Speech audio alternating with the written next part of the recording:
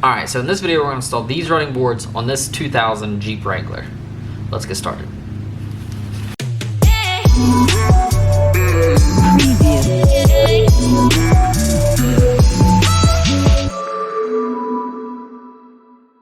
I've recently cut out and installed a frame kit.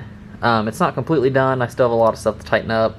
I PRO'd, P-O-R, the entire frame, and then I still have to tighten up all the suspension bolts and everything. But I got these running boards to put on with it. But I'm not going to bolt them on. I'm actually going to use a welder and just weld them on, because it's a little bit different of a frame because it has the patch kit on it, and it's going to be easier for me. But if you wanted to bolt them on, the process would be the exact same, except for you'll just drill holes and put bolts through versus welding it. So let's get started. So the first thing to do is to identify which one's which. On these particular running boards, there's a square side that sits flat, and there's a side that kind of angles up. The side that angles up goes on the front of the frame, and then it's the opposite for the other side. So this one right here closest to me will be the passenger side. It's going to be recommended you get you some clamps. These are just some Harbor Freight clamps. I want to use them to squeeze around the frame so I can mock up where I want them. And then once I get into where I'm pretty happy with the location, I can weld them on.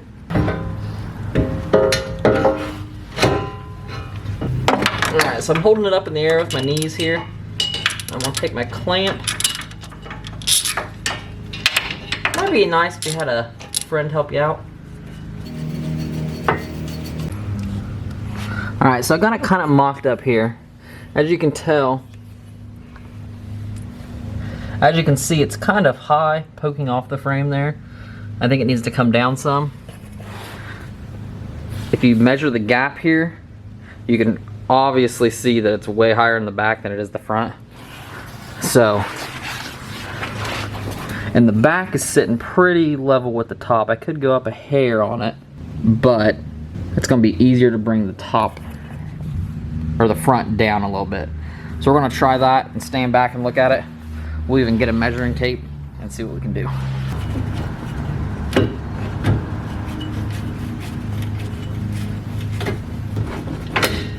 So we'll scoot it back just a hair.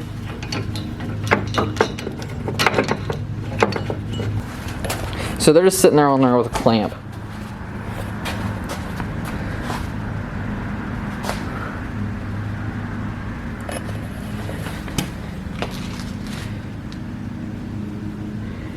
Spacing looks good. Looks a little closer on the front than it is on the back, but that's to be expected because the back has a patch piece on it, so we can't really do much about it.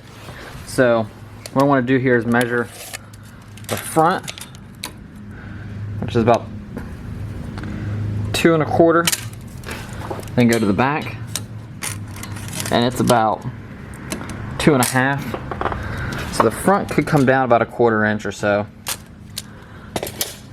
So I'm going to try to lift the back up a little bit, just since I have a little more room back there versus bringing this down up here. Loosen the clamp a little bit. Raise it up about 1/4 inch. Tighten it up. Check our measurement. We're about right on the money, 2 1/4.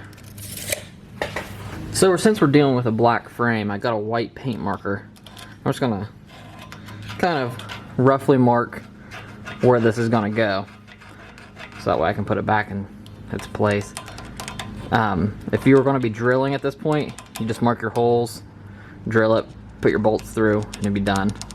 But I'm going to have to grind off a good bit of this paint so that way I have a nice surface to weld to. So now that I have that marked, I'm going to go ahead and take the clamps off.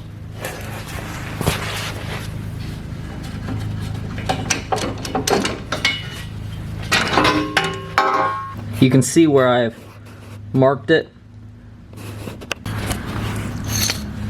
This is another tool that's super nice to have. Link will be in the description. It's the Milwaukee Fuel Angle Grinder. It's like one of those angle die grinders, an air one, but it's electric. Takes their M12 battery. This thing, before I've had like nice air, this thing is like to die for. With little roll-lock pads on it, you can use Scotch-Brite, flap disc, set your speed on the top, on the back, and it just goes to work.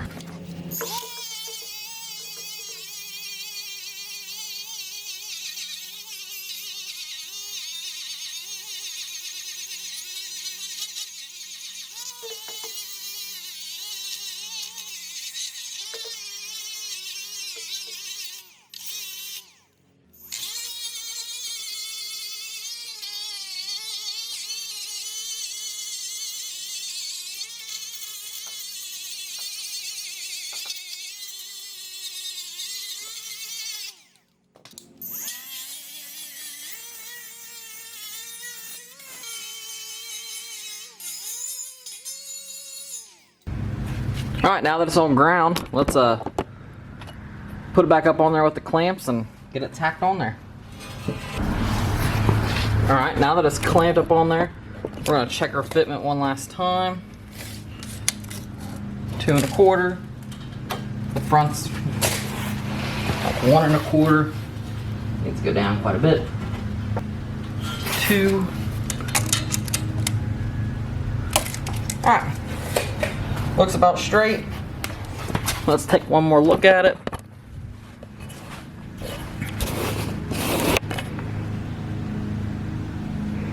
Looks all right. Looks good there. All right, let's grab the welder and tack it on there.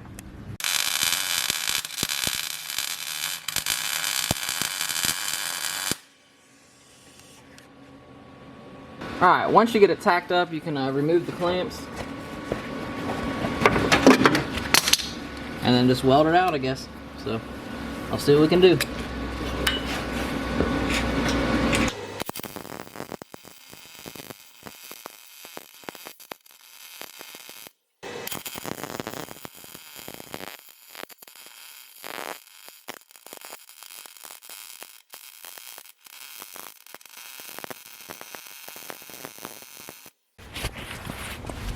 Alright, the moment of truth. The disgusting welds. Yep, they're disgusting. Judge me all you want. That's fine. The front's way worse than the back. The back didn't go too bad. I might grind it down a little bit, but I got a lot more penetration back here. That's what she said.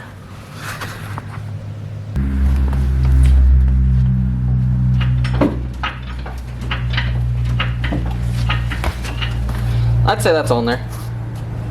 Just gotta do the same thing, but just do it over.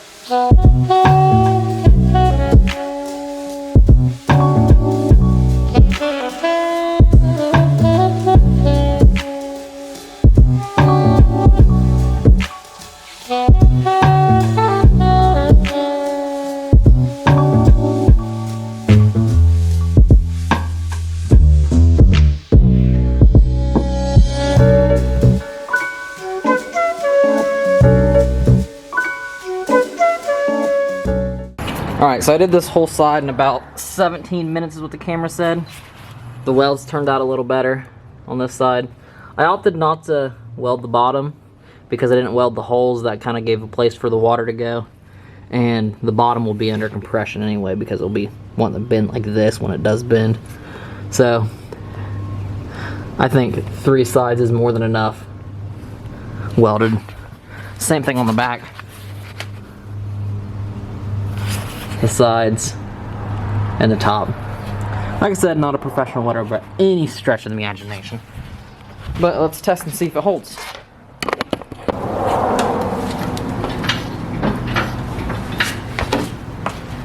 I think it's safe to say that that works. I got this Rust-Oleum truck bed coating. I'm going to hit that once these cool down. I'm just going to hit over that just so it doesn't rust up. I figured something would be better than nothing.